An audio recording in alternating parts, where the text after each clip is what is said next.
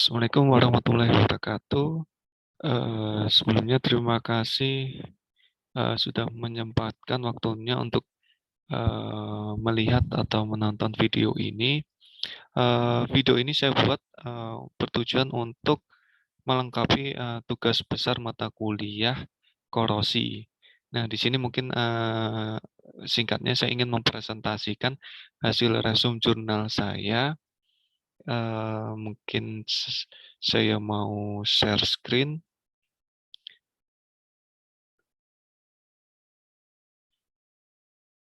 Nah, di sini saya ingin menyampaikan eh, resum jurnal yang saya dapat atau apa namanya yang saya ambil, yaitu adalah analisis laju korosi pada baja karbon dengan menggunakan air laut dan H2SO4. Nah, H2SO4 sendiri ini adalah asam sulfat. Di sini saya mengambil jurnal dari teman-teman teknik mesin Unstrat. Nah, ini ada Mas Kevin, Mas Venje, dan Mas Romels. Nah, mungkin sebelumnya saya ingin memperkenalkan diri terlebih dahulu. Nama saya Fauzan Yaris. Mungkin yang sudah saya sampaikan di awal tadi, saya ingin mempresentasikan jurnal resum jurnal saya ini bertujuan untuk melengkapi tugas besar mata kuliah korosi. Mungkin saya mulai langsung saya mulai. Yang pertama mungkin kita bahas secara pendahuluan terlebih dahulu. Nah, korosi di sini adalah salah satu proses perusakan material khususnya logam. Nah, ini disebabkan akibat lingkungan dan juga sebenarnya bisa diakibatkan secara materialnya. Jadi kalau materialnya juga gampang mudah atau mengalami korosi, nah ini bisa berdampak pada apa namanya pada material tersebut. Nah, di sini dari jurnal yang saya ambil ini berkaitan dengan pengujian baja karbon dan paduan tembaga. Nah, karena kenapa diambil baja karbon dan paduan tembaga? Karena dua material ini adalah material yang mudah terkorosi. Nah, mungkin dari penelitian ini eh, menggunakan media tadi air laut dan H2SO4 atau asam sulfat. Nah, untuk tujuan dan hasil resum atau interpretasi ini adalah yang pertama dapat membuat dan memahami hasil resum pada jurnal yang bertema laju korosi. Kedua, menambah wawasan mengenai laju korosi pada karbon di dalam larutan air laut dan asam sulfat atau H2SO4. Kemudian yang ketiga adalah mengetahui jenis-jenis korosi dan dampak yang ditimbulkan pada benda maupun bahan uji. Saya mulai langsung masuk ke dasar teori. Nah, tadi yang apa namanya terkait korosi ini bisa didefinisikan sebagai penurunan mutu logam akibat reaksi elektrokimia dengan lingkungan. Nah, pada peristiwa korosi logam ini mengalami oksidasi, sedangkan oksigen atau udara ini mengalami reduksi. Nah, di sini ada apa namanya ada jenis-jenis korosi, yaitu yang pertama pitting corrosion. Nah, untuk pitting corrosion ini adalah pengkaratan yang terpusat pada suatu titik dengan kedalaman tertentu atau bisa jadi lubang atau bisa disimpulkan berbentuk lubang. Nah, kemudian masuk ke korosi erosi. Nah, korosi erosi ini sendiri adalah apa namanya korosi yang terjadi karena kausan dan menimbulkan bagian-bagian yang tajam dan kasar. Nah, sebenarnya korosi jenis ini tuh dapat dicegah yaitu dengan cara yang pertama pilih bahan yang homogen, kedua diberi coating dari zat agresif, kemudian hindari aliran fluida yang terlalu deras.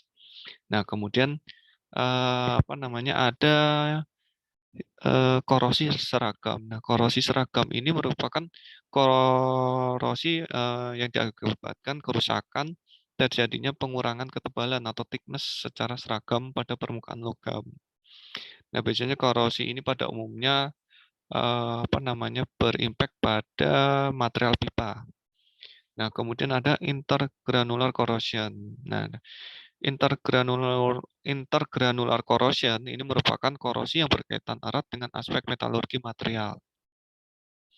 Kemudian mungkin saya lanjutkan ke korosi arus liar. Nah, mungkin saya juga di sini baru dengar terkait dengan korosi arus liar sendiri, tapi ini yang dimaksud adalah korosi yang disebabkan oleh adanya arus konvensional yang mengalir dalam arah berlawanan dengan aliran elektron. Nah, ini besarnya dipengaruhi oleh besar kecilnya arus dari luar. Nah, mungkin dari jenis-jenis material tersebut mungkin bisa didalami lebih apa namanya, bisa didalami lagi terkait jenis-jenis korosi ini nih. Tidak cuman ada 5 tapi bisa mungkin ini cuman yang saya tampilin hanya 5 tapi sebenarnya masih ada jenis-jenis korosi yang lain dan apa namanya, ada cara penanggulangannya masing-masing. Nah, kemudian di sini saya masuk ke apa namanya, pengukuran laju korosi. Nah, untuk laju korosi sendiri ini ada 2 metode, yaitu adalah metode kehilangan berat dan metode elektrokimia. Nah, untuk metode kehilangan berat adalah menghitung kehilangan berat yang terjadi setelah beberapa waktu. Nah, di sini untuk satuannya sendiri adalah menggunakan MPI atau mils per year. Nah, ini sama dengan 534 dikali W atau berat yang hilang miligram, kemudian dibagi dengan D atau di sini density benda uji, satuannya gram per sentimeter kubik, kemudian dikali dengan A luas permukaan, kemudian dikali dengan T atau waktu.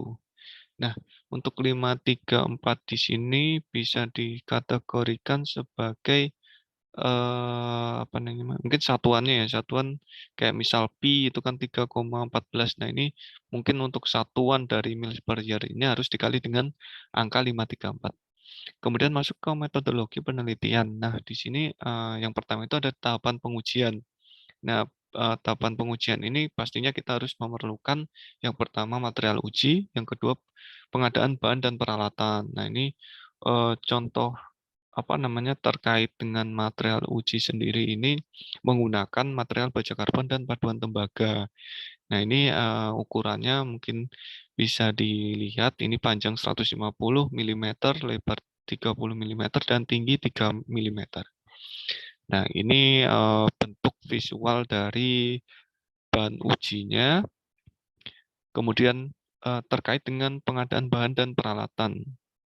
Nah, di sini pastinya tadi untuk media terkait apa namanya, media korosinya ada air laut dan asam sulfat atau H2SO4. Kemudian ada material uji untuk bahannya itu sebanyak 8 buah, 4 buah itu untuk air laut dan 4 buah untuk asam sulfat. Jadi masing-masing nanti untuk baja karbon menggunakan air laut, kemudian dia menggunakan asam sulfat. Sebaliknya dengan apa namanya, paduan tembaga ini 4 buah untuk air laut, 4 buah juga untuk asam sulfat. Jadi bisa disimpulkan masing-masing material yang itu bisa menggunakan 8 buah atau kalau di total 2 materialnya adalah 16 buah. Mungkin secara bahan seperti itu untuk peralatannya ini menggunakan 4 buah akuarium kaca. Nah, ini fungsinya untuk menampung fluidanya. Jadi nanti fluida itu adalah sebagai media untuk media korosi, kemudian dengan apa namanya, dengan media asam sulfat dan air laut pastinya, kemudian ada pompa akuarium, ini sebagai alirannya. Kemudian ada alat ukur, jangka sorong, timbangan digital, gelas ukur, dan stopwatch. Kemudian terkait dengan apa namanya, pengujiannya ini, hasil penelitian dan pembahasan, kita masuk ke hasil penelitian dan pembahasan. Dari hasil pengamatan mungkin saya masuk ke apa namanya, ke hasilnya langsung. Jadi kita dapat lihat jadi terkait dengan paduan tembaga. Ini kalau yang saya tampilkan tabel ini adalah paduan tembaga dan baja karbon dengan menggunakan media air laut. Jadi sini dapat dilihat secara mungkin yang pertama kita bahas adalah kalau melihat tabel ini adalah paduan tembaga dulu ya. Jadi untuk paduan tembaga ini ada spesimen 1 sampai spesimen 4. Kenapa sih? Mungkin ada pertanyaan, kenapa sih harus sampai spesimen 4? Karena ini menurut saya, ini tergantung ketelitian ya. Karena kalau semakin banyak spesimen yang diuji, mungkin itu nanti semakin semakin detail ya, atau semakin akurat data yang dapat diambil. Kalau menurut saya kalau misal 1 atau 2 buah spesimen yang diuji itu mungkin tingkat akurasinya itu mungkin kecil ya. Jadi kita pengen mungkin standar standar untuk pengujian itu kita menggunakan akurasi yang lebih besar. Jadi mungkin ini bisa diambil 4 buah spesimen. Nah, atau 4 buah material uji ya, masing-masing material. Nah, untuk paduan tembaga sendiri ini, jadi kita tahapannya ada 3 sesi ya, atau setiap sesinya itu 1 jam. Jadi 1 jam pertama, kemudian 1 jam kedua, 1 jam ketiga. Nah, atau 1 jam terakhir. Nah, kondisinya untuk paduan tembaga sendiri dari 4 buah spesimen, material uji dari 1 jam pertama, kemudian dilanjut ke 1 jam kedua itu tidak mengalami perubahan berat. Nah, di sini kan menggunakan miligram. Jadi dari pengujian pertama, 1 jam pertama, kemudian 1 jam kedua itu dia tidak mengalami perubahan berat. Baru di perubahan jam ketiga atau sesi ketiga ya, 1 jam terakhir. Nah, ini dari paduan tembaga ini mengalami perubahan. Nah, kalau kita lihat, kita cermati, angkanya pun juga menyerupai semua atau berkurang dengan berat 0,05 miligram. Nah, di sini bisa disimpulkan bahwa semua material spesimen uji paduan tembaga menggunakan media air laut dapat terkorosi 3 jam 3 jam setelah setelah mungkin kita lakukan pengujian itu baru terkorosi 0,05 miligram. Tetapi berbanding terbalik dengan material baja karbon. Nah, di sini sama menggunakan 4 spesimen bahan uji. Nah, kita lihat di sini 1 jam pertama pun dari baja karbon sudah mengalami perubahan mungkin sebesar 0,1 sampai 0,2. Nah, sedangkan di sesi kedua ya atau 2 jam berikutnya atau 1 jam berikutnya di 1 jam di sesi kedua, nah ini mengalami perubahan berat lagi, jadi terkorosi lagi, jadi semakin menurun. Nah, setelah itu di 1 jam terakhir, nah ini juga mengalami korosi. Nah, ini dapat disimpulkan bahwa baja karbon di sini mudah terkorosi atau dengan media air laut ya, mudah terkorosi dibandingkan dengan paduan tembaga. Kemudian saya lanjut mungkin secara tabel. Nah, ini kan tabel kehilangan berat pada paduan tembaga untuk media air laut. Nah, ini dengan waktu 1 jam. Jadi kalau kita lihat dari 4 spesimen itu memang semuanya mengalami korosi di 1 jam terakhir atau di sesi ketiga. Jadi kalau kita totalkan secara keseluruhan itu adalah 3 jam. Nah, ini setiap spesimen mengalami korosi dan itu pun secara hasil juga sama. Jadi dapat saya simpulkan memang untuk material tembaga ini mudah terkorosi di 3 jam setelah pengujian. Kemudian kita lihat terkait dengan material spesimen ujinya menggunakan baja karbon dan paduan tembaga. Nah, ini menggunakan media H2SO4 atau asam sulfat. Untuk untuk spesimen baja karbon ini sendiri, kalau kita tadi untuk yang pertama yang air laut kan kita bahas paduan tembaga terlebih dahulu, kemudian baja karbon. Mungkin ini saya lompat kita bahas yang paling bawah dulu paduan tembaga. Nah, untuk paduan tembaga ini di 1 jam pertama pun sudah mengalami korosi. Kemudian dilanjut ke sesi kedua atau 1 jam berikutnya mengalami korosi lagi, kemudian sampai dengan kondisi di sesi ketiga atau 1 jam terakhir.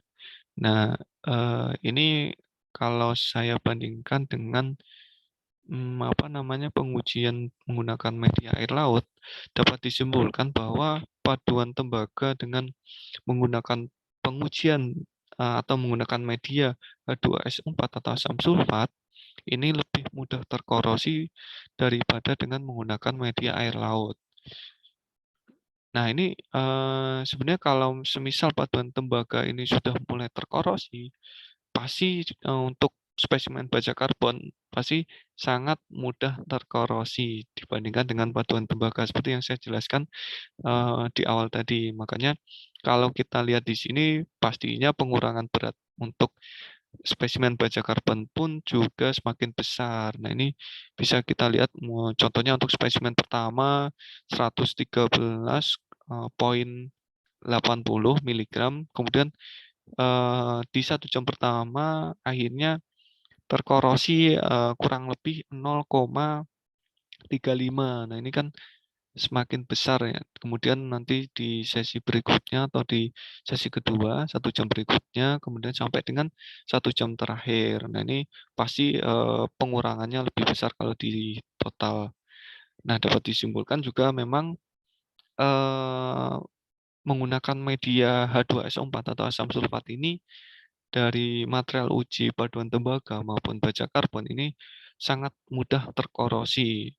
Tetapi kalau dibandingkan secara material antara paduan tembaga dan baja karbon yang tidak mudah terkorosi itu pastinya dengan paduan tembaga. Cuman mungkin ini tinggal menunggu waktunya aja sih. Jadi kalau semakin lama waktunya mungkin paduan tembaga pun juga akan mengalami korosi semakin besar. Kemudian di sini mungkin ini grafik yang menjelaskan terkait dengan tabel tadi. Jadi ini grafik kehilangan berat pada paduan tembaga pada H2SO4 atau asam sulfat di 1 jam pertama.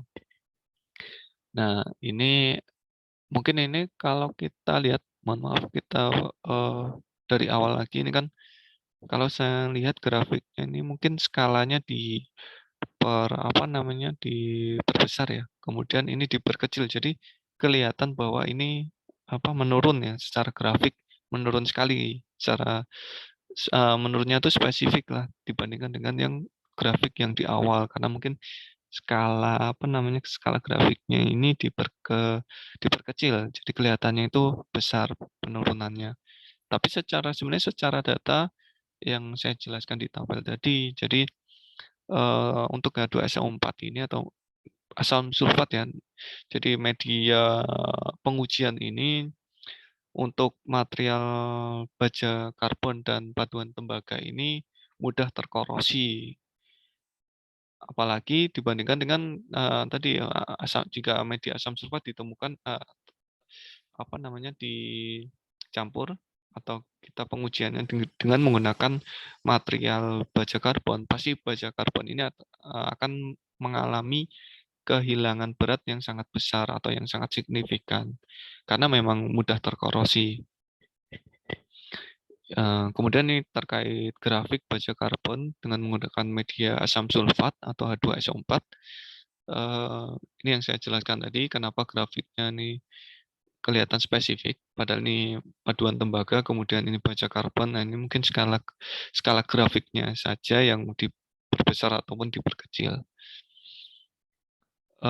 Kemudian di sini terkait dengan tadi yang saya jelaskan baja karbon dan paduan tembaga, sebenarnya kita bisa hitung laju korosinya. Jadi mungkin kan tadi sudah saya jelaskan atau sudah saya apa namanya sudah saya sampaikan terkait dengan perhitungan satuan korosi itu adalah mils per year. Nah ini mungkin contohnya aja perhitungannya. Jadi 534 dikali 0,1 atau apa namanya kalau kita lihat tadi ya kita lihat dari awal tadi inilah berat yang hilang, kemudian tadi dikali dengan 7,64 density-nya, massa jenisnya, kemudian dikali A permukaan, kemudian T, yaitu apa namanya, waktunya 1 jam, dapat, mungkin dihasilkan perhitungan, seperti yang di bawah ini, 53,4 dibagi dengan 1.353,54 sama dengan 0,039 mils, per year.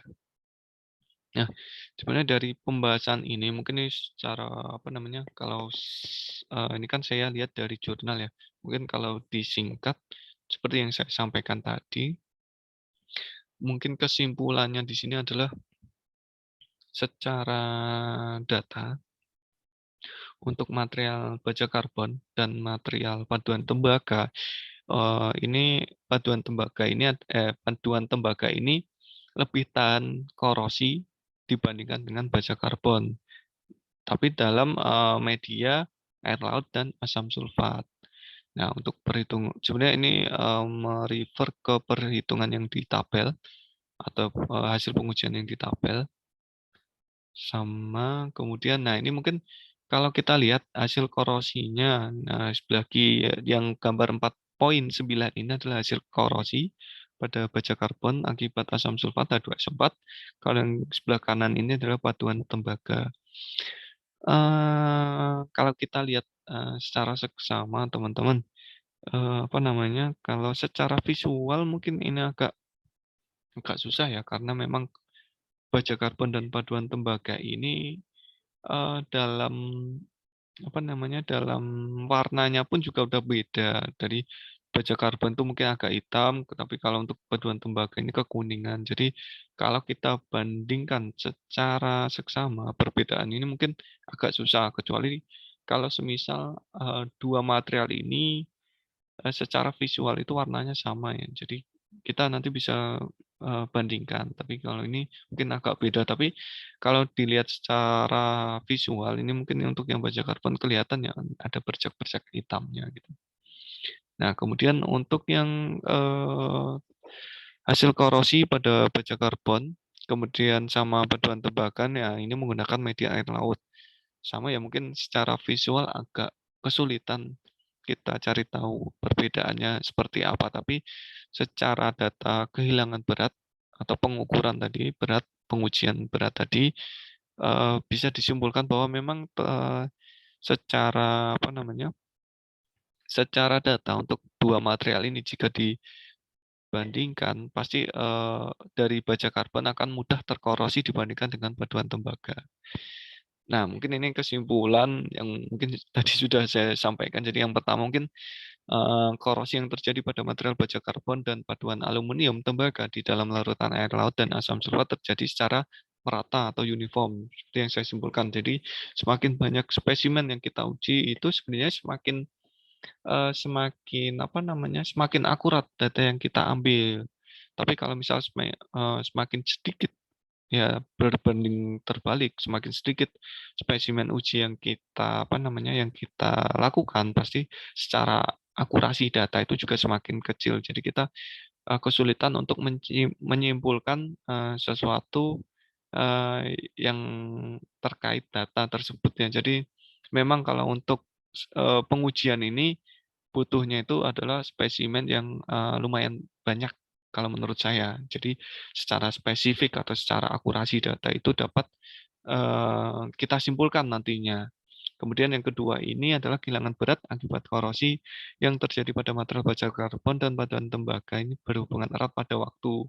Nah, tadi yang saya sampaikan, 1 jam pertama, 1 jam kedua, dan 1 jam terakhir atau, kalau sebenarnya kalau di total itu 3 jam. Nah, ini sebenarnya dua-duanya ini mudah terkorosi ya, menggunakan media air laut ataupun menggunakan media asam sulfat. Cuman ini masalah menunggu waktu aja sih. Kalau dibandingkan secara waktunya sama, otomatis memang memang paduan tembaga ini lebih tahan korosi dibandingkan dengan baja karbon, tapi ini tinggal menunggu waktu aja. Kemudian, kemudian yang ketiga, semakin meningkatnya waktu pencelupan, semakin besar laju korosi baja karbon dan paduan tembaga. Mungkin nih, sama halnya tadi ya, terkait waktu aja. Jadi, eee, kesimpulannya di sini memang baja atau, paduan tembaga ini lebih tahan korosi dibandingkan dengan baja karbon, dengan menggunakan pengujian atau media air laut dan asam sulfat. Nah, ini sebagai referensi yang data jurnal yang saya ambil atau jurnal yang saya ambil dan daftar pustakanya, seperti yang, di layar atau di screen. Nah, mungkin itu aja. Terima kasih banyak.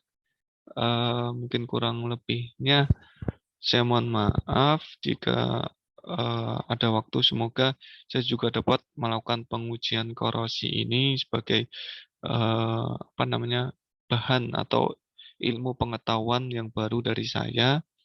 Mungkin itu saja, sekian dan terima kasih.